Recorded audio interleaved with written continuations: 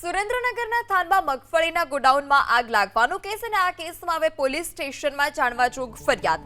આગના કારણો જાણવા પોલીસ તપાસ કરશે. એફએસએલની ટીમને સાથે રાખી પોલીસ તપાસ કરશે. તો સુરેન્દ્રનગરના થાનમાં જે મગફળીનો જથ્થો રાખવામાં આવ્યો હતો સરકારી ગોડાઉનમાં, ત્યાં આગ લાગી હતી અને 25,000 બોરીથી વધુ જે મગફળીનો જથ્થો હતો તે બળીને ખાખ થયો હતો.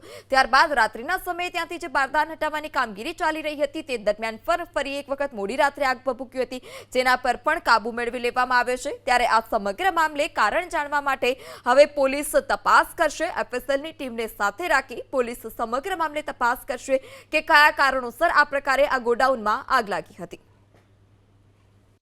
રાત્રે 11 વાગ્યાની આસપાસ છે આગ ઉપર સંપૂર્ણ કાબુ મેળવી લીધેલો. અત્યારે જે ચાલી રહી છે પ્રક્રિયા એ કુલિંગ પ્રોસેસ ચાલી રહી છે.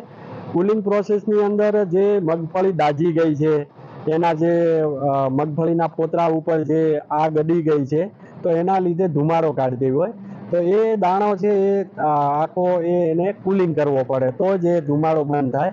એટલે આખો જથ્થો જે 2 હિટાચીથી આપણે જે બકેટથી આખો ઉથલ પાથલ કરી અને પાણીનો મારો આપીએ છીએ અને એ રીતે આખી કુલિંગ પ્રક્રિયા ચાલુ છે. સાથે સાથે 4 ડમ્પર અને 2 જે રોલર છે એ રોલર દ્વારા શિફ્ટિંગ પણ આપણે કરીએ છીએ, જેથી કરીને જે જથ્થો સેફ છે એ સેફ જથ્થાને કોઈ બીજું નુકસાન ન થાય.